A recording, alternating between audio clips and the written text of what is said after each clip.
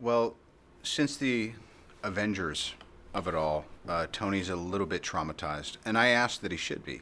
I mean, wormhole opened up, there's aliens and all that stuff, and I thought, well, rather than just pretending that didn't happen, let's bring it into the latest installment. If the first movie was just about getting people to know who Tony was and getting his origins straight, and the second movie was kind of about the legacy and his dad and the family he came from, Avengers obviously was about teamwork and this very kind of big endeavor for Disney and Marvel. And now Iron Man 3 is kind of a return to Tony's ongoing internal journey and how that relates to this most formidable opponent he has in the Mandarin.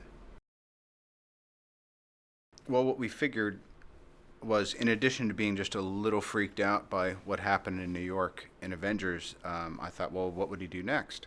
He would probably start tweaking on building as many weapons in the form of suits as possible. So we wanted to keep each one a different personality. His Mark 42, his kind of work in progress, is autonomous.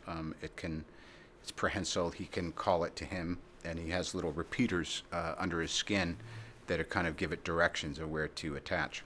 Many of the other suits are kind of more they're more task specific, and we used to have some really funny names for them, like Mary Kate and Ashley, and all kinds of fun stuff. Well, you never forget your first time. I like the fans who like the original Mark One because that's the one he builds to save his life. It's also the one he's in when he says goodbye to Yinsen. It's the one that he builds out of desperation. But I have to say there are some suits in Iron Man 3, and I'll leave it to the audiences to pick their favorites, that they're pretty awesome. Well, if I was Tony, I would say the thing I enjoyed most is that I am the center of attention again. I was actually very good for my humility to realize that I was just part of a bigger thing in the Avengers, and it worked splendidly, and I really believe in my co-stars, and I love all the characters. But I guess the opportunity now was to capitalize on the success of Avengers and maybe do something that we might not have been afforded the opportunity to do if Joss hadn't done such a great job. Well, deception is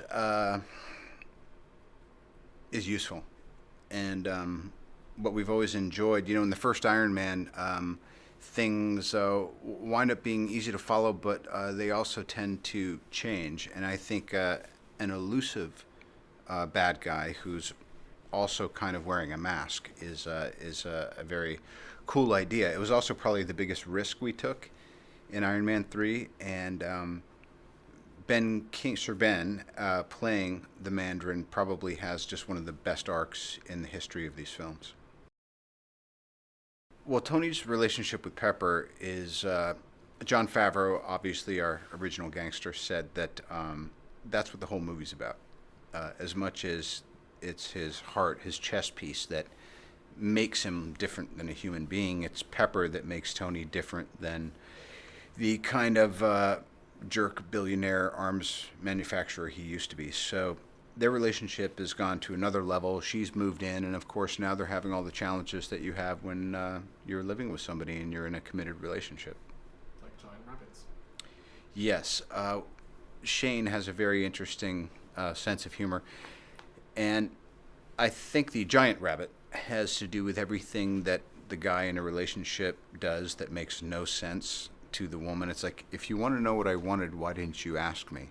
Because your idea of what I want is incredibly ridiculous.